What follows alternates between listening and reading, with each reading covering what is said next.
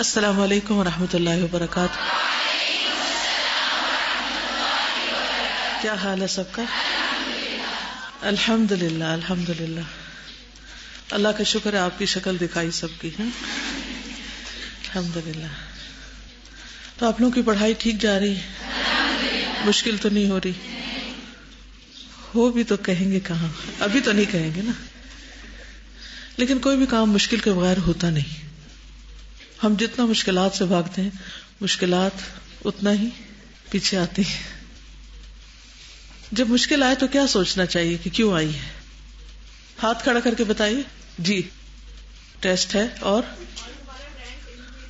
Rank alleviate کرنے کے لیے، اور کسی غلطی کی وجہ سے کچھ سکھانے کے لیے، اور جی ہماری دھلائی کے لیے آتی ہے. جب کپڑا میلا ہو جائے تو کیا کرتے ہیں؟ کیسے دھوتے ہیں؟ سوچ کے بتائیے. اب کپڑے دھونے میں چلی جائیے. کیسے دھوتے ہیں؟ رگڑ رگڑ کے. اور کیا کرتے ہیں؟ ہاں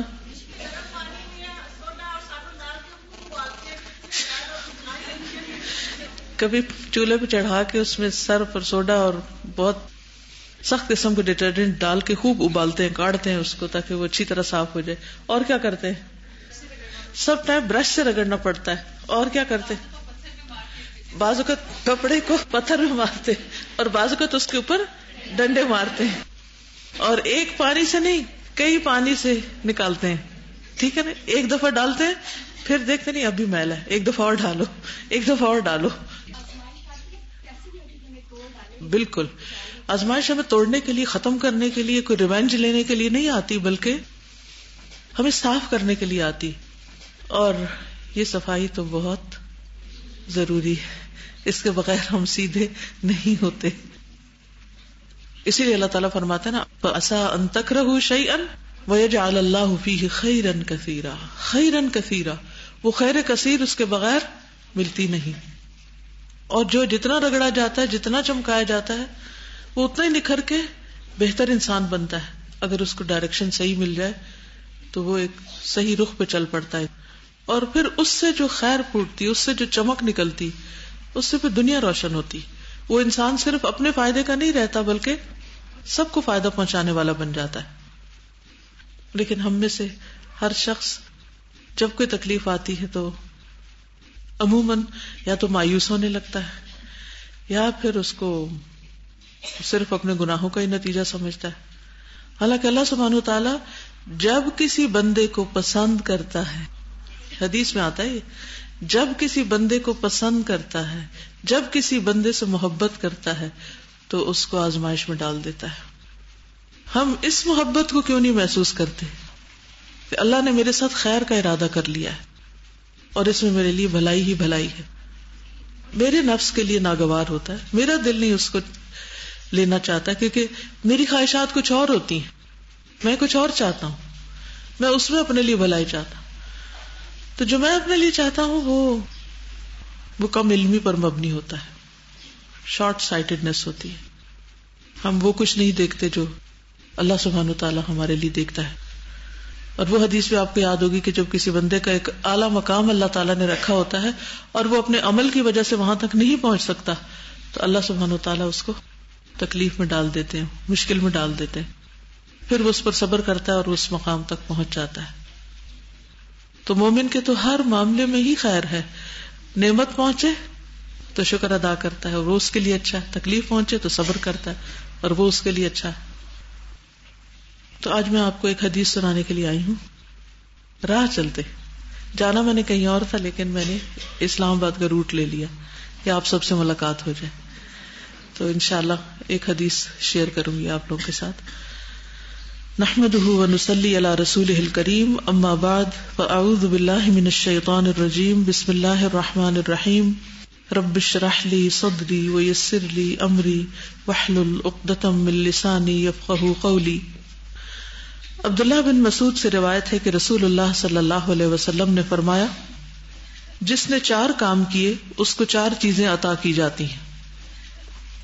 جس نے 4 کام کیے اس کو 4 چیزیں عطا کی جاتی ہیں. اور اس کا ذکر کتاب اللہ میں بھی ہے. نمبر 1، جس نے اللہ کو یاد کیا اللہ بھی اسے یاد کرتا ہے. دلیل کیا ہے؟ فاذکرونی اذکرکم، بس تم مجھے یاد کرو میں تمہیں یاد رکھوں گا. نمبر 2، جس نے دعا کی اس کی دعا قبول کی جاتی ہے. دلیل کیا ہے؟ ادعونی استجب لکم، سورۃ المؤمن. تم مجھ سے دعا کرو میں تمہاری دعا قبول کروں گا، میں سنتا ہوں، جواب دوں گا. نمبر 3، شکر کرنے والے پر اللہ تعالیٰ مزید فضل اور انعام کرتا ہے. لئن شکرتم لأزیدنکم، سورۃ ابراہیم آیت 7. اور نمبر 4، جو اللہ سے استغفار کرتا ہے اللہ تعالیٰ اس کو بخش دیتا ہے. استغفروا ربکم انہ کان غفارا، اپنے رب سے بخشش مانگو وہ بہت زیادہ بخشنے والا ہے. تو یہ 4 کام کرنے والوں کو 4 چیزیں مل جاتی ہیں، لیکن ہم ان 4 کاموں میں بہت کوتاہی کرتے ہیں. پہلی چیز ہے ذکر، اللہ کو یاد کرنا. آپ سب کرتے ہیں مختلف طریقوں سے، لیکن بعض اوقات ہم اس کو سیکوینس میں یا ایک پلاننگ کے ساتھ یا ایک پراپر آرگنائزڈ وے میں نہیں کرتے.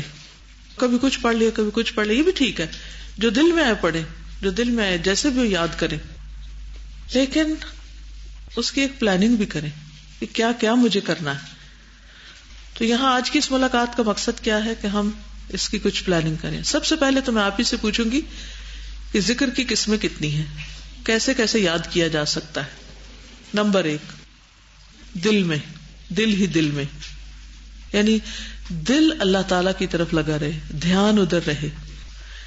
جیسے آپ کوئی بھی کام کر رہے ہوتے ہیں، مثلا کھانا پکا رہے ہوتے ہیں، صفائی کر رہے ہوتے ہیں، واک کر رہے ہوتے ہیں، کچھ بھی کر رہے ہوتے ہیں، تو کیا آپ کا دھیان کہیں لگا ہوتا ہے؟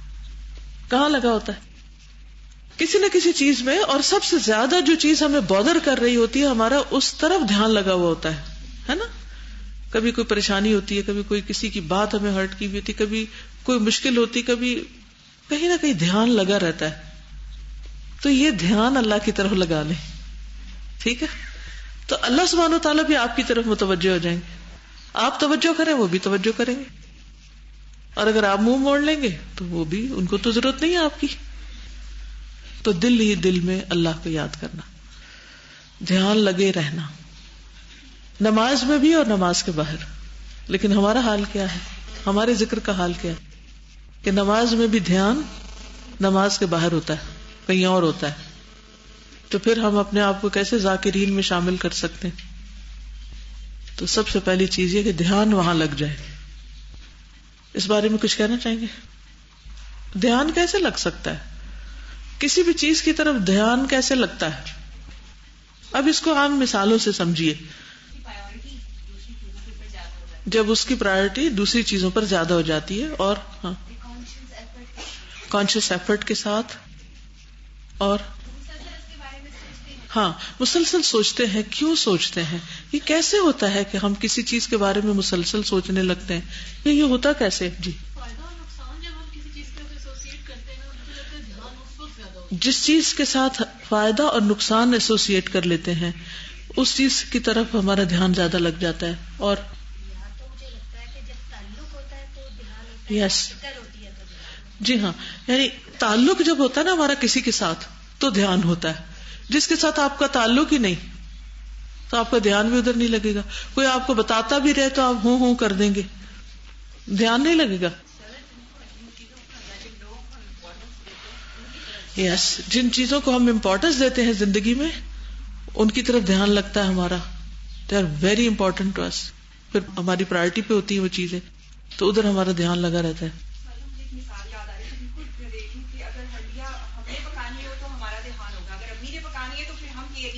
ہمارا پرسنل کوئی اس کے ساتھ ریلیشن ہونا چاہیے، یا ہماری وہ ذمہ داری ہوتی ہے چیز جس سے محبت زیادہ ہوتی ہے.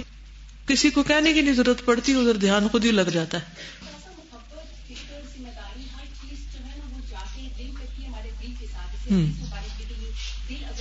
سب کچھ ہے، جو ہمارے دل میں اتر جاتا ہے اس کی محبت ہو جاتی ہے تو پھر وہ باقی آواز کے اوپر آٹومیٹکلی بالکل خود بخود پھر اس طرف چلا جاتا ہے. تو اگر اللہ سبحانہ تعالیٰ سے ہماری محبت ہر چیز سے زیادہ ہوگی تو ہمارا دھیان خود بخود ادھر لگا رہے گا. ہر چیز میں اس کی یاد آئے گی. سورج کو دیکھیں گے تو اس کی یاد آئے گی, سورج غروب ہوگا تو اس کو یاد کریں گے, بادل دیکھیں گے تو اس کو یاد کریں گے, ہوا چلے گی تو, سردی ہوگی تو, گرمی ہوگی تو, کچھ بھی ہوگا تو دھیان ادھر ہی ہوگا. ہر چیز میں اس کی طرف خیال جائے گا. جیسے کسی انسان سے محبت ہوتی ہے تو پھر ہم ہر چیز میں اس کو دیکھنے لگتے ہیں اور اس کے اعتبار سے ان چیزوں کو پرکھنے لگتے ہیں. تو ہمارا ٹارگٹ کیا ہونا چاہیے کہ کسی بھی انسان سے زیادہ اللہ کی محبت ہمارے دل میں ایسی ہو یا اللہ کا خوف اتنا زیادہ ہو کہ ہمارا دھیان اس کی طرف لگ جائے. تو اس کا فائدہ کیا ہوگا؟ فَاذْكُرُونِي أَذْكُرْكُمْ. ایسے بندے اللہ تعالیٰ کی نگاہ میں ہوں گے. فَإِنَّكَ بِأَعْيُنِنَا. ان کو اللہ کی مدد حاصل ہوگی, ان کو اللہ سبحانہ وتعالیٰ کی رحمت کا حصہ ملے گا, ساری خیر و بھلائی ان کے لیے, کیونکہ وہ اللہ کے لیے, تو یہ ساری نعمتیں ان کے لیے. اور ذکر کیسے ہوتا ہے اور یاد کیسے ہوتی ہے؟ زبان سے. ٹھیک ہے, زبان سے اس کا تذکرہ کرتے رہتے ہیں, اس کی بات کرتے رہتے ہیں یا اس کو یاد کرتے رہتے ہیں. اللہ سبحانہ وتعالیٰ کو زبان سے یاد کرنے کا طریقہ کیا ہو سکتا ہے؟ تلاوت قرآن مجید, کیونکہ اللہ کا کلام ہے. ٹھیک ہے, اب اس کو میں نے کہا تھا کہ آرگنائز کرنا ہے, پلان کرنا ہے کہ کیسے کیسے کیا کیا کرنا ہے, زبان سے کیا کیا کرنا ہے. دل سے کرنے کے لیے تو محبت کو پیدا کرنا ہے, اور محبت پیدا کرنے کے لیے پھر وہ کون کون سے کام ہیں جن سے محبت پیدا ہوتی ہے ان کو کرنا ہے. اور دوسری طرف جب زبان سے کرتے ہیں تو اس میں نمبر 1 تلاوت. تو تلاوت کس کس وقت کرنی ہے؟ جب ہوم ورک ملے گا, اور جب ہوم ورک ختم ہوگے تو تلاوت ختم. زندگی بھر کے لیے ایسا طریقہ اختیار کیجئے کہ کچھ بھی ہو جائے, سفر میں, حضر میں, کچھ بھی, لیکن آپ کی تلاوت نہ چھوٹے. اور اس میں ایک تو روزانہ کا کچھ حصہ پڑھنے کا اپنا مقرر کر لیجئے. دوسرے, جیسے صبح 4 بجے سے لے کے 6 بجے کے درمیان ایک ریسرچ کے مطابق دماغ سب سے زیادہ ایکٹیو ہوتا ہے, 100% کام کر رہا ہوتا ہے, اٹینٹو ہوتا ہے. اس ٹائم پیریڈ کے اندر کچھ نہ کچھ حفظ کرنے کی کوشش کیجیے, چاہے ایک آیت ہی کیوں نہ ہو, یا جو حفظ کیا اور بھولا پڑا ہے اس کو آپ ریوائز کرنا شروع کر دیں. یعنی کوئی نہ کوئی صورت اس نقطہ نظر سے ریوائز کریں یا آگے اپنا سبق بنائیں کہ میں نے قرآن کا کچھ حصہ سینے میں ڈالنا ہے اللہ کو یاد کرنے کے لیے. یعنی 4 سے 6 صبح کا. اگر 4 بجے آپ اٹھتے تو ٹھیک ہے, اور اگر 4:30 اٹھتے ہیں یا 5 اٹھتے ہیں تو 6 بجے تک تو سبھی اٹھ جاتے ہیں, کیونکہ اٹھنا ہی ہے, نماز پڑھنی ہے. تو اس وقت وہ آپ اس کام کے لیے خاص کر سکتے ہیں, تلاوت قرآن کے لیے, حفظ قرآن کے لیے, یا اس کی دہرائی کے لیے, یا تجوید کے جو قانون قاعدے ہیں ان کو یاد کرنے کے لیے. اینی تھنگ ریلیٹڈ ٹو قرآن جس کو آپ نے میمورائز کرنا ہو. اس پر آپ مزید ریسرچ بھی کر سکتے ہیں کہ میمورائز کرنے کے طریقے کیا ہیں وغیرہ وغیرہ. پھر اسی طرح باقی قرآن مجید آپ سب تو ماشاءاللہ پڑھنے والے ہیں, ترجمہ یاد کرتے ہیں, اور بہت سی چیزیں آپ کر رہے ہیں. ٹھیک ہے, وہ چل رہا ہے. قرآن مجید کے علاوہ ذکر کی قسمیں, تسبیحات. تسبیحات کے لیے وہ ذکر الہی کا کارڈ ایک بنا ہوا ہے, اس کو لے کے رکھ لیجئے. جتنے اذکار ہیں اس میں ان کے بھی وقت مقرر کر لیجئے, کہ جیسے تسبیح صبح کرنی, سبحان اللہ و بحمدہ سبحان اللہ العظیم, کیونکہ 100 دفعہ صبح پڑھنے اور شام پڑھنے سے کیا فائدہ ہوتا ہے؟ گناہ معاف ہوتے ہیں, چاہے سمندر کے جھاگ کے برابر ہو. اسی طرح اور بھی بہت سے فائدے ہیں اس کے. اسی طرح لا الہ الا اللہ وحدہ لا شریک لہ لہ الملک و لہ الحمد وہو علی کل شیء قدیر. اس تسبیح کو پڑھنے سے کیا ہوتا ہے؟ شیطان قریب نہیں آتا, شیطان سے آپ حفاظت میں رہتے ہیں. اسی طرح اور بھی ان کے بہت سارے فائدے. زندگی بہت آسان ہو جاتی ہے, بڑے سے بڑے ٹیسٹ اور بڑی بڑی مشکلات جو ہیں وہ ذکر کی برکت سے ہلکی ہو جاتی. تو جتنے بھی ذکر کے طریقے ہیں, ایک تو نماز ہے, تلاوت قرآن مجید کے بعد نماز. نمازوں کے اوقات مقرر ہیں, ان اوقات کی پابندی کرے, کیونکہ اللہ تعالیٰ خود فرماتے ہیں اقم الصلاۃ لذکری. نماز کے علاوہ جیسے دیگر اذکار ہیں, تسبیحات وغیرہ ہیں, تو how will you make sure you have done. ایک ہوتا ہے رینڈم, کچھ بھی چلتے پھرتے سبحان اللہ الحمدللہ اللہ اکبر لا الہ الا اللہ درود شریف کچھ پڑھتے رہتے ہیں. لیکن اس میں کیا ہوتا ہے کبھی ہم ایک چیز بہت پڑھ جاتے ہیں کبھی دوسری پڑھ جاتے ہیں, تو ان کو بھی کسی نہ کسی جگہ باندھ لیجئے. آپ دیکھیے کہ کون سے آپ کام, مثلا آپ ٹریولنگ کے دوران کیا کر سکتے ہیں, آپ کوکنگ کے دوران کیا کر سکتے ہیں, آپ کس وقت میں کیا کر سکتے ہیں. ٹھیک, تو یہ زبان سے ذکر ہو گیا. اور اس میں بھی دھیان لگا رہے, دھیان نہیں ہٹنے دینا, دھیان اللہ تعالیٰ کی طرف لگا رہے. کوئی کچھ کرتے رہے جو مرضی.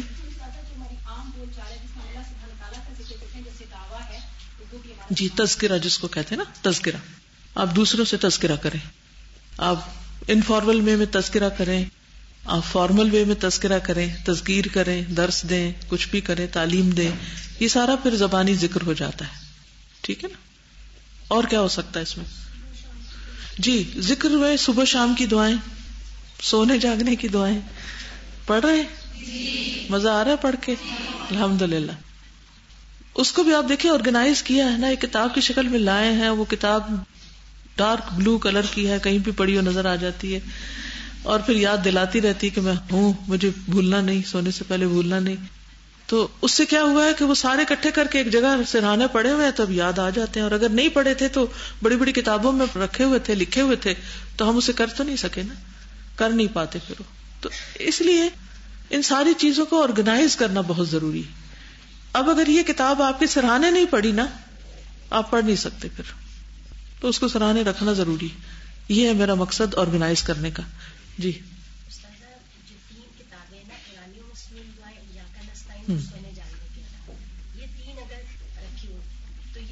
زیادہ رہا ہے, بالکل ہر چیز ان میں آ جاتی ہے. یعنی پرانی اور مسنون دعائیں ہیں, وہ اگر آپ جہاں تہجد پڑھتے ہیں یا نماز پڑھتے ہیں, جیسے نماز پڑھنے کی اگر آپ نے گھر میں کوئی جگہ مقرر کی ہوئی ہے تو بیسٹ یہ ہے کہ آپ اس کے ساتھ ہی, جیسے اگر کسی بک ریک کے ساتھ یا ڈائننگ ٹیبل کے ساتھ یا اسٹڈی ٹیبل کے ساتھ یا بیڈ کے ساتھ, یا کہاں بھی آپ نے نماز کی اپنی جگہ بنائی ہوئی ہے, تو اس کے ساتھ ہی وہ رکھ لیجئے کتاب, وہیں رکھی ہوئی, وہاں سے ہلے نہ, تاکہ آپ جب نماز پڑھیں گے اس کے بعد وہ آپ کو یاد دلائے گی اورنج کتاب کے مجھے پڑھنا ہے.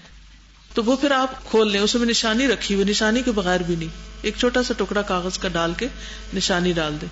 اب وہ ہر روز اگر 2 صفحے بھی پڑھتے جائیں, 4 بھی پڑھتے جائیں, جتنی آپ کی توفیق ہو, تو ایک دن میں ختم کر لیں, 2 میں کر لیں, ہفتے میں کر لیں, لیکن وہ ساری دعائیں کور ہو جائیں گی. پھر اسی طرح صبح شام کی دعائیں ہیں. جی آپ کچھ کہہ رہے ہیں؟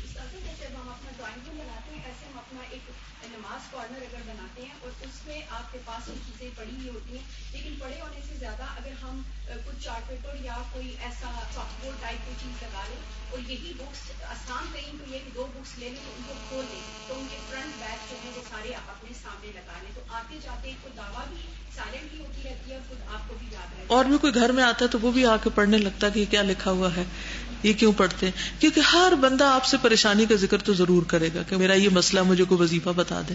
تو جو مسنون چیزیں ہیں اس سے بہتر کیا ذکر ہو سکتا ہے.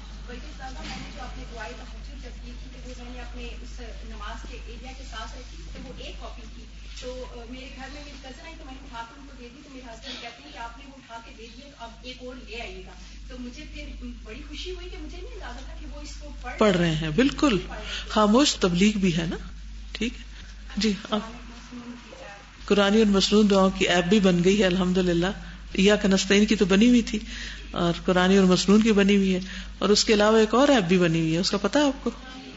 قرآن for all. Yes, in every hand, in every heart. تو ہینڈ میں آ گئے آپ, جو بھی جب سننا چاہیں آپ کھولیں اور اپنا لیسن ریوائز کریں, کچھ کریں. تو جس کے پاس میں اینڈرائڈ ہے یا اسمارٹ فونز ہیں جن پر وہ ایپ کھلتی ہے, تو تجوید کا لیسن نکال لیں, کچھ نکال لیں, انشاءاللہ تعالی فارغ نہیں رہ سکتے. ذکر ہی ذکر ہے. اور جی شاباش, اسماء حسنہ سے پکارنا. اسماء حسنہ کا کارڈ بھی بس چھپنے والا ہے, میں تو ڈمی ساتھ لے کے جا رہی ہوں, تو بہت ہی خوبصورت چھپ رہا ہے. تو انشاءاللہ تعالی میرا ارادہ ہے مارچ کے مہینے میں یہ اسماء حسنہ مکمل پڑھانے کا. تو اگر وہ یعنی پورے ہو جاتے ہیں تو پھر انشاءاللہ اللہ کے ناموں کے ساتھ یاد کرنے کا خود اللہ تعالیٰ نے حکم دیا. وَلِلَّهِ الْأَسْمَاءُ الْحُسْنَى فَادْعُوهُ بِهَا. اللہ کے ہیں سب اچھے اچھے خوبصورت نام, اسے ان ناموں کے ساتھ پکارو. یہ اللہ تعالیٰ نے خود حکم دیا ہے. فَادْعُونِي. تو اس کے ساتھ دعائیں بھی مانگ سکتے ہیں, دعاؤں کی شکل میں اذکار کرنا. تذکرہ میں اور کیسے کیسے کر سکتے ہیں تذکرہ. ازواج مطہرات کو اللہ تعالیٰ نے حکم دیا تھا. کسی کو وہ آیت یاد ہے؟ شاباش. وَاذْكُرْنَ مَا يُتْلَى فِي بُيُوتِكُنَّ مِنْ آیات اللہ والحکمہ، کہ اللہ کی آیات اور حکمت کی باتوں میں سے جو اللہ تعالیٰ نے نازل کیا ہے اس کا تم ذکر کرتی رہو. یعنی خود بھی پڑھو اور دوسروں کو بھی بتاؤ، تذکرہ بھی کرو ان کا. ٹھیک. بنی اسرائیل کو اللہ تعالیٰ نے حکم دیا تھا نا ذکر کا، یا بنی اسرائیل اذکروا نعمتی التی انعمت علیکم. تو اس سے یہ بھی پتہ چلتا ہے کہ نعمتوں کا بھی ذکر کرنا چاہیے، نعمتوں کو بھی یاد رکھنا چاہیے اور نعمتوں کا بھی تذکرہ کرنا چاہیے. اما بنعمت ربک فحدث، رب کی نعمتوں کی تحدیث کیجیے، ان کو بیان کیجیے. ٹھیک ہے. اب اس کو اگر آپ آرگنائزڈ وے میں کر لیں نا تو اپنے پاس لکھ کے رکھ لیں کیا کیا کرنا ہے، تو انشاءاللہ وہ چارٹ اگر بن جائے گا تو اس سے پھر آپ بھولیں گی نہیں. جی آپ. شاباش، ویری گڈ. ایک ہوتی ہے اللہ سبحانہ و تعالیٰ سے اپنی زبان میں بات کرنا، یہ سارے اذکار اور یہ ذکر کی قسمیں تو بہت اچھی ہیں. اب ایک ہے اپنے دل ہی دل میں پکارنا، زبان سے پکارنا، اپنے مسائل بیان کرنا، اپنے انداز میں رب کو یاد کرنا. جو بیسٹ سے بیسٹ، اچھے سے اچھا طریقہ آپ سوچ سکتے ہیں اپنے رب سے کمیونیکیٹ کرنے کا. پیغمبروں کی جو دعائیں ہیں ان میں اگر آپ غور و فکر کریں تو آپ کو یہی انداز نظر آئے گا. یونس علیہ السلام پہ جب مشکل آئی تو انہوں نے کیا کیا؟ لا الہ الا انت سبحانک انی کنت من الظالمین. ہمیں مشکل آئے تو کیا کرنے چاہیے؟ اللہ اللہ ربی لا اشرک بہ شیئا. جب کوئی مشکل پڑتی ہے ہمیں سب سے پہلے کون یاد آتا ہے؟ سچ بولیے. کسی کو امی یاد آتی، کسی کو ابا یاد آتے، کسی کو کوئی یاد آتا ہے. تو جب تک اللہ سبحانہ و تعالیٰ سب سے پہلے یاد نہ آئے تو ابھی تک پھر ہم پیچھے ہیں، ایمان ناقص ہے. صبر پہلی چوٹ اور پہلے صدمے پہ ہوتا ہے نا. جب ہمارا دل گھبراتا ہے، ہمیں مشکل پڑتی ہے تو ہم کہتے ہیں کس سے بات کروں، کس کو دکھ سناؤں، کس کو فون کروں، کس کے سامنے اپنے فرسٹریشن کا اظہار کروں. اور جہاں ہمیں کوئی ذرا سا بھی ہمدرد مل جائے تو ہم اس کو قصہ سنانے لگ جاتے ہیں، راہ چلتے قصہ سنانے لگ جاتے ہیں. اکثر لوگوں کا یہ مسئلہ ہوتا ہے کہ میری ایک پریشانی ہے، مجھے اس کا ذکر کرنا ہے آپ سے. ہم کیوں سمجھتے ہیں کہ انسانوں کے پاس کوئی جادو کی چھڑی ہے کہ وہ ہمارا مسئلہ سنتے ہی حل کر دیں گے. ٹھیک ہے، کسی سے ایڈوائس لینا وہ بھی ایک کام ہے، لیکن کیا آپ نے واقعی اس معاملے میں بھی اللہ سبحانہ تعالیٰ سے کوئی رہنمائی لی؟ اللہ کو کتنا پکارا ہے. جب ہم اللہ سبحانہ تعالیٰ کو پکار لیتے ہیں نا، یاد کر لیتے ہیں، خوب خوب رو کے دعائیں التجائیں کرتے ہیں تو اللہ تعالیٰ ہمارے دل میں حل بھی ڈال دیتا ہے. پھر جا کر اگر کسی ایک بندے سے ہم بات کرتے ہیں تو اللہ تعالیٰ اس کے منہ سے کوئی ہماری رہنمائی کی بات کروا دیتا ہے. لیکن جب ہم اللہ کو بھول کر بندوں کو دکھ سناتے رہتے ہیں تو کبھی مسائل حل نہیں ہوتے. پھر ہم ایک وتیرہ بنا لیتے ہیں، اس کو مسئلہ سنایا، اس سے مایوس ہوئے تو اس کو سنایا، اس کو سنایا، اس کو سنایا، سارا وقت صرف کہانیاں کرتے رہتے ہیں. اور ان سے بھی ہم حل کوئی نہیں چاہ رہے ہوتے کہ وہ ہمیں کوئی سولوشن بتائیں، ان کو بھی صرف سنانا چاہتے ہیں. کتنی سنائیں گے اور کتنی دفعہ سنائیں گے؟ اور آج تک سنا سنا کے انہوں نے دیا کیا؟ لوگوں نے ہماری کیا مدد کی؟ ٹھیک ہے، تو کیا کرنا ہے؟ فَاذْكُرُونِي أَذْكُرْكُمْ فَاذْكُرُونِي أَذْكُرْكُمْ أَذْكُرْكُمْ. یہ کون وعدہ کر رہا ہے؟ اللہ تعالیٰ. اللہ سبحانہ تعالیٰ سے بڑھ کر اپنے وعدوں میں کون سچا ہے؟ کوئی بھی نہیں. ہماری کتنی خواہش ہوتی ہے کہ لوگ ہمیں یاد رکھیں، اور ہمیں کتنی خوشی ہوتی ہے جب ہمیں کوئی یاد رکھتا ہے. ہمیں کیوں نہیں خوشی ہوتی جب ہم ذکر کرتے ہیں اور ہم سوچتے ہیں کہ اللہ تعالیٰ مجھے یاد کر رہا ہے. اور یہ بھی بات ہے اس کا، تم اکیلے یاد کرو گے تو اکیلا کرو، جیسے چاہتے ہو، تمہاری چوائس ہے.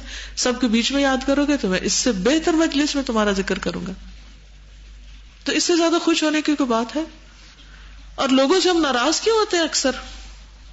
تم نے مجھے یاد نہیں رکھا، تم بھول گئے مجھے تو بلایا ہی نہیں، مجھے انوائٹ ہی نہیں کیا، میرا نام ہی نہیں لکھا، مجھے میل ہی نہیں کی، میں کیوں بھولی تمہیں؟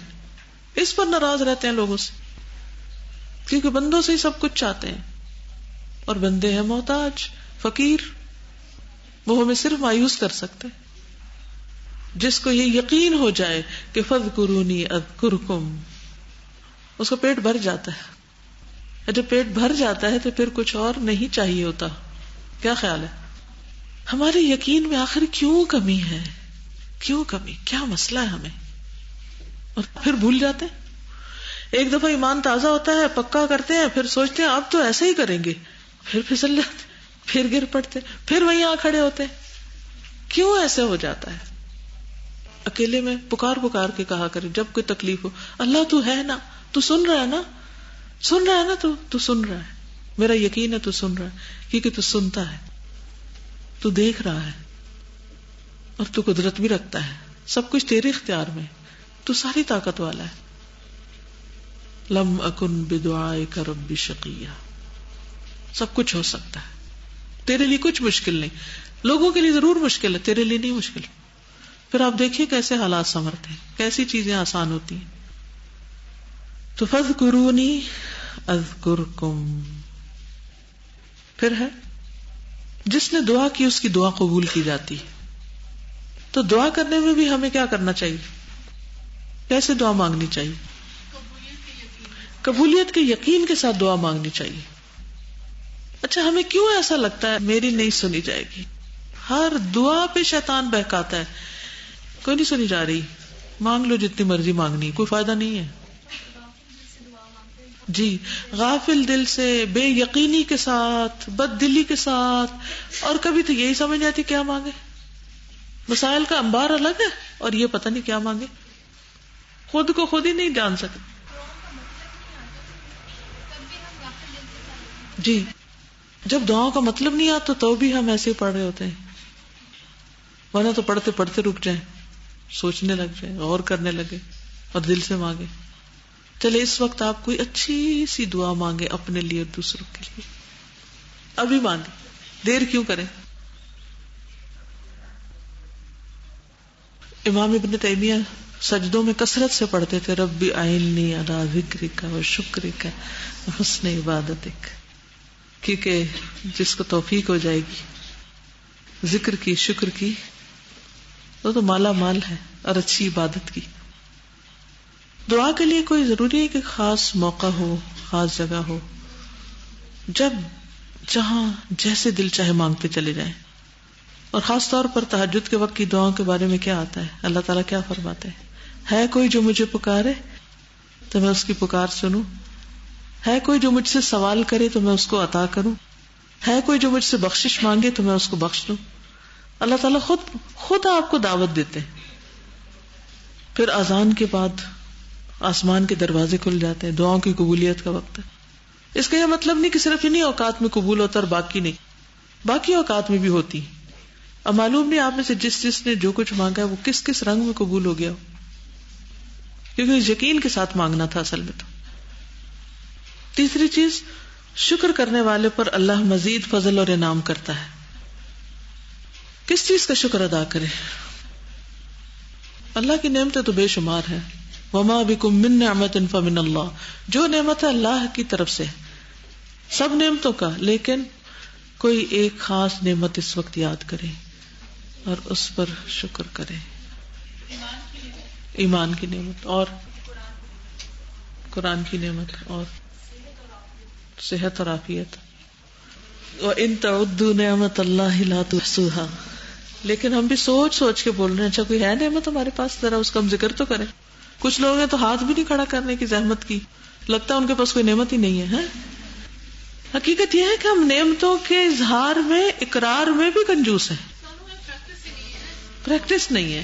ہم لوگوں سے جو باتیں کرتے ہیں اس میں کبھی ہم نعمتوں کا اقرار نہیں کرتے. مجھے تو جو نعمت لگ گئی کہ یہ حدیث کتنی بڑی نعمت ہے نا جو ہم تک پہنچی ہے. الحمدللہ یہ ریمائنڈر ہے.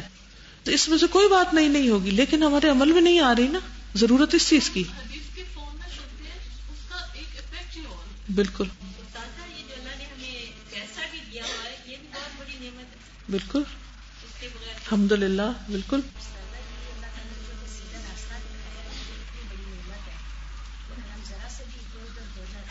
بالکل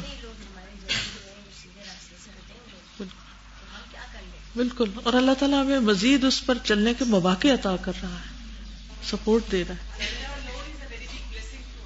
الحمدللہ. بالکل. اور پھر صراط الذین انعمت علیہم، اللہ سبحانہ تعالیٰ نے ہمیں محبت دی ہے اس راستے کی، ان لوگوں کی کہ جن پہ اللہ نے فضل کیا ہے، جن پر اللہ نے انعام کیا ہے، من النبیین والصدیقین والشہداء والصالحین. بہت بڑی نعمت ہے اللہ کی. یہ جو آپ کو حمد کی دعائیں بتائی گئی تھی نا، اسٹوڈنٹس ریسورسز پر ہیں بھی صحیح، شاید آپ نے دیکھی ہو. تو حضرت حسن بصری کو ام سلمہ نے پالا تھا نا، یعنی تابعی تھے. تو وہ جب کوئی خطبہ یا کوئی درس دیتے تھے اس سے پہلے یہ پڑھا کرتے تھے. اور میرا دل چاہتا ہے کہ اس کو ہم پرنٹ کرا لیں اور ایک ایک لفظ اس کا آتا ہو. اتنی خوبصورت الفاظ میں اللہ کی حمد کی ہوئی ہے.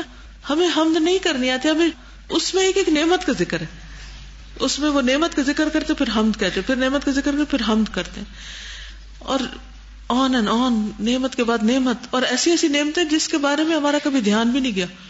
تو اللہ سبحانہ تعالیٰ نے ایسے لوگ چنے ہیں نا، کچھ دی تو سب کو صلاحیت ہے، لیکن کچھ نے استعمال کی اور کچھ نے شیطان کے بہکاوے میں آ کے ضائع کر دی. تو کچھ لوگ ان چیزوں کو جو محسوس کرتے ہیں پھر ان کو الفاظ کی شکل دیتے ہیں، پھر ان کو لکھ دیتے ہیں، پھر ان کو نسلوں کے لیے چھوڑ دیتے ہیں. کئی 100 سال سے وہ کتابوں میں چیز موجود ہے، اور آج اگر کوئی اچھے خوبصورت الفاظ میں پڑھ کر ہم تک پہنچا دیتا ہے تو اس کا بھی شکریہ، اور اتنی بڑی نعمت. تو حمد کے ایسے الفاظ جو نبی صلی اللہ علیہ وسلم سے ہوں، جو صحابہ سے مروی ہوں، جو تابعین سے مروی ہوں، ان کو پڑھتے رہنا چاہیے، سنتے رہنا چاہیے، ان کا ذکر کرنا چاہیے ان الفاظ میں، خوبصورت الفاظ میں، کیونکہ یہ ایک بہت پاورفل چیز ہے. اسی لیے حضرت سلیمان علیہ السلام نے کہا تھا رب اوزعنی ان اشکر نعمتک التی انعمت علی، اللہ مجھے توفیق دے، مجھے کرنا سکھا دے. ہمیں تو شکر آتا نہیں ہے، کرنا مشکل ہی ہے. تو شکر کرنے والے پر اللہ تعالیٰ مزید فضل اور انعام کرتا ہے. لئن شکرتم لازیدنکم. اور چوتھی چیز جو اللہ سے استغفار کرتا ہے، اللہ اس کی مغفرت کرتا ہے. ہر وقت ہم سے گناہ ہوتے ہیں، ہر وقت تو غلطیاں ہوتی ہیں، اور ہم اسی میں الجھے اٹکے رہتے ہیں. غلطی ہو گئی، ہم سے غلطی ہو گئی، اب کیا کریں، پتہ نہیں معافی ہوگی کہ نہیں. جتنا وقت اس میں ضائع کر رہے ہیں کہ معافی ہوگی یا نہیں، اتنے وقت میں کیا کریں اور معافی مانگ لیں، اور اس یقین کے ساتھ مانگے کہ فَقُلْتُ اسْتَغْفِرُوا رَبَّكُمْ إِنَّهُ كَانَ غَفَّارًا يُرْسِلِ السَّمَاءَ عَلَيْكُمْ مِدْرَارًا وَيُمْدِدْكُمْ بِأَمْوَالٍ وَبَنِينَ وَيَجْعَلْ لَكُمْ أَنْهَارًا مَا لَكُمْ لَا تَرْجُونَ لِلَّهِ وَقَارًا. اللہ سب کچھ دے گا، استغفار کی ضرورت ہے، کثرت سے استغفار کی ضرورت ہے، خوب خوب بخشش مانگنے کی ضرورت ہے. اور اللہ تعالیٰ اس سے خوش ہوتے ہیں. جب ہم سے غلطی ہو جاتی ہے نا، ہم مایوسی کی طرف زیادہ ٹلٹ ہونے لگتے ہیں، ہمت چھوڑ بیٹھتے ہیں. اب اتنی بڑی غلطی ہوگی، اب تو کیا ہوگا. دیکھیں اللہ تعالیٰ ایسے لوگوں سے محبت کرتے ہیں جو توبہ کرتے ہیں. یحب التوابین. تو گویا میں توبہ کر رہی ہوں تو اللہ مجھ سے محبت کر رہا ہے، میں ایسا کام کر رہی ہوں کہ جس سے اللہ تعالیٰ مجھ سے محبت کرے. تو غلطی تو جو ہونی تھی ہو گئی. ایسے پھسلتے ہیں کہ پتہ ہی نہیں چلتا. کبھی اپنے آپ پر نظر رکھیں اور دیکھیں کہ اچھا کہاں میں پھسلتی ہوں. ہم دوسروں کو تو بڑا دیکھتے ہیں، اچھا یہ کیا کرتی ہے اور یہ کہاں سے پھسلتی ہے، اب بھلا دیکھتے ہیں اس کے منہ سے کیا لفظ نکلتا ہے، اور اب بھلا دیکھتے ہیں کدھر جاتی ہے. کتنا ہم جائزہ لے رہے ہوتے ہیں اوروں کا، انکانشیسلی بھی. دوسروں کے عیب چننا بہت آسان ہے. اس نگاہ کو اپنی طرف موڑ لیں، لیمپ کا رخ ادھر کر لیں، اپنی طرف کر لیں، اور خوب جائزہ لینا شروع کر دیا کر. اچھا بھلا ابھی کیا کہوں گی، اب وہ مجھے جو اس طرح کہے گا تو پھر میرا ریئیکشن کیا ہوگا، تو پھر کیا ہوگا، تو پھر کیا ہوگا. اور آپ یقین کریں آپ کو ایسی غلطیاں نظر آنے لگیں گی اپنے اندر کہ حقیقت میں رو کے معافی مانگیں گے پھر. اور جتنا رو کے اللہ سے مانگیں گے اتنا دل نرم ہوگا، اتنی پھر اللہ کی محبت اور بڑھے گی.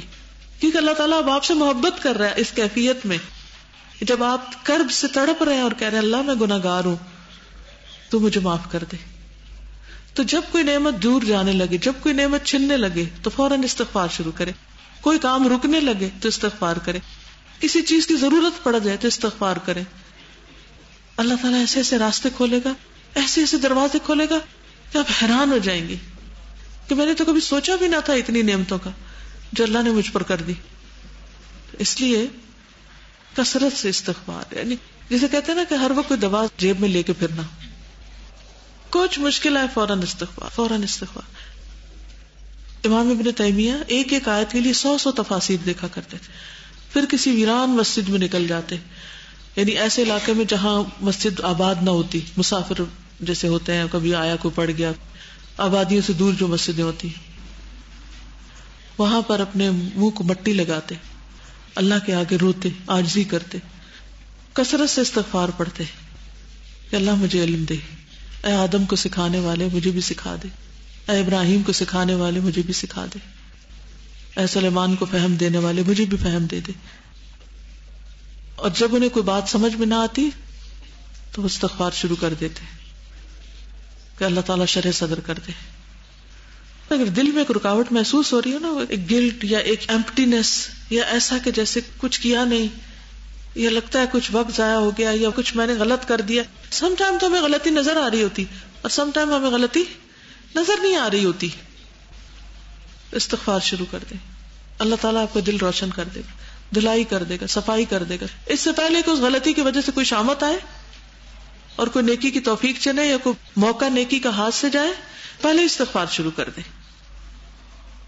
اور اللہ تعالیٰ کو کتنی خوشی ہوتی، اس سے بھی زیادہ جیسے وہ بندہ کہے کہ اللہ تو میرا بندہ اور میں تیرا رب. کبھی آپ کو اتنی زیادہ خوشی ہوئی کسی نعمت کے ملنے پر اور منہ سے کوئی ایسا لفظ نکل گیا؟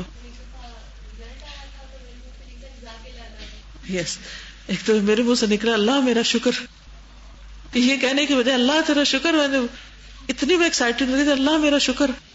تو مجھے ایک دم وہی حدیث یاد آئی کہ یا اللہ ایسے واقعی ہوتا ہے کہ کوئی خوشی میں اتنا زیادہ یعنی اتنے دل سے شکر ادا کرے کہ اسے یہ بھی بھول جائے کہ وہ کیا رہا ہے. تو ایسا ہو جاتا ہے اگر ہم واقعی حقیقت میں شکر ادا کرنا چاہتے ہیں یا حقیقت میں توبہ کرنا چاہتے ہیں. اللہ تعالیٰ معاف کرنے والا ہے. چلیے وقت ختم ہو گیا. ابھی لاہور کا کورس کروا کر آئی ہوں. لاہور میں الحمدللہ الہدا کو ایک بلڈنگ ملی. پچھلے سال میں نے اس کو وزٹ کیا تھا اور اس سال تو وہ ایک چھوٹا سا آپ کو کلپ دکھاؤں گی کہ کس طرح ہر کام کو ایک وقت لگتا ہے. اور جیسے آپ لوگوں نے ابھی ایڈمیشن لیا ہے تو ابھی آپ ایک را فارم میں ہیں، پھر آپ اس کے بعد محنت کرتے رہیں گے پھر آپ چمک جائیں گے، پھر اور محنت کریں گے تو اور اچھے ہو جائیں گے. ٹھیک ہے، ایسے جسٹ سم گلمپسز ہیں. یہاں پر ابھی میں عقیدہ کا کورس کروا کر آئی ہوں. اسو کی بلڈنگ بن چکی ہے الحمدللہ.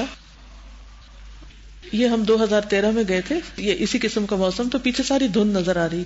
یہ جب پہنچے اس وقت نیکسٹ ابھی آپ دیکھیے کہ اس بلڈنگ میں داخل ہو رہے ہیں اس شکل میں. یہ پچھلے سال کی بات ہے اور یہ اس سال کی. نیکسٹ صرف ایک سال بعد یہ اندر آ چکے ہیں بلڈنگ کے اندر. بالکل وہی پیسے جائیے. نیکسٹ سیڑھیوں پہ چڑھ رہے ہیں، وہی سیڑھیاں اندر آ چکے ہیں گھر کے پیسیج پہ، واپس پلٹ رہے ہیں. یہ ہال بن رہا ہے اور یہ بن چکا ہے. یہ بن رہا ہے، سوچ رہے ہیں کہاں پر ٹیبل ہو، کہاں کیا ہو، اور یہ ٹیبل لگ چکا ہے. نیکسٹ مشورے ہو رہے ہیں مختلف چیزوں کے. نیکسٹ ایک تھوڑی سی بلڈنگ کی جھلکیاں ہیں. یہ انٹرنس ہے. پتہ چل رہا ہے اسلام آباد کا بورڈ ہے، ایک لاہور کا ہے. لیکچر ہال کے اندر جانے کے دروازے. نیکسٹ اپوزٹ سائڈ ہے سٹنگ اور ڈائننگ ایریا، پریئر ایریا. یہ لائبریری ابھی بن رہی ہے، کچھ چیزیں رکھی ہوئی. نیکسٹ ہر چیز ایک را فارم میں. پھر ایک سال بعد اس کو دیکھیں گے تو کچھ اور نظر آئے گا. یہ بیسمنٹ ایریا ہے جس میں اسٹوڈینٹس کا ہاسٹل ہوگا. نیکسٹ کافی روشن ہے، یہ بھی بیسمنٹ کا ہال ہے، دونوں طرف سے روشنی آتی. نیکسٹ یہ بیڈ رومز ہیں، میٹرس وغیرہ ہے. نماز کا ایریا، سرونگ ایریا چھت پہ ہے. یہ اوپر ابھی بنے گا، تھوڑا رہتا ہے ابھی کام. وضو کا ایریا، واش رومز کی سائڈ ہے. یہ اوپر چھت سے نظر آتا ہے باہر، روف ٹاپ. نیکسٹ سولر انرجی وہاں پر ارینجمنٹ ہو. یہ سولر انرجی کے پینلز لگے ہوئے. بیسیکلی یہ جن اسٹوڈینٹس نے پڑھ لیا ہے یا جو اسٹاف ہے ان کے لیے جیسے ابھی عقیدہ واسطیہ کا شارٹ کورس ہوا ہے، پھر کچھ عرصے کے بعد ایک اور کورس ہوگا. پھر اسی طرح مختلف شہروں سے جیسے آس پاس لاہور کے گرد کے شہر ہیں ان سب کو بلا کر وہاں پر مختلف سبجیکٹس کے لیے ٹریننگ وغیرہ دی جائے گی. تو ایک ریسرچ اور ٹریننگ سینٹر سمجھیں. ٹھیک ہے. آپ کو دکھانے کا مقصد یہ تھا کہ تھوڑا سا انداز ہو جائے کہ میں کہاں سے ہو کر آ رہی ہوں. دوسرا یہ کہ یہ چیز مجھے بہت فیسینیٹ کی تھی کہ جب چیزیں را شکل میں ہوتی ہیں تو انسان کو کچھ نظر نہیں آتا کہ یہاں کیا بنے گا, کیا ہوگا, اور کب بنے گا, اور کیسا ہوگا, کیا شکل ہوگی. جس طرح آپ لوگ ابھی پڑھ رہے ہیں تو پھر آپ کو یہ فکر ہے کہ پتہ نہیں کیا ہوگا. یہ توہمات سب کے اندر ہوتے ہیں, لیکن جب بن جاتا ہے تو پھر انسان کہتا ہے کہ ہاں. اور اسی طرح مجھے یہ بھی خیال آ رہا تھا کہ ایک یہ دنیا کے گھر ہیں جس میں ہم رہیں, اور ایک جنت. جنت تو ہم نے دیکھی نہیں, تو ہمیں اس گھر کے لیے نہیں, اس گھر کے لیے کوشش کرنی ہے جو ہمیشہ کے لیے. چلیے اجازت. سبحانک اللہم و بحمدک اشہد ان لا الہ الا انت استغفرک و اتوب الیک. السلام علیکم و رحمۃ اللہ وبرکاتہ.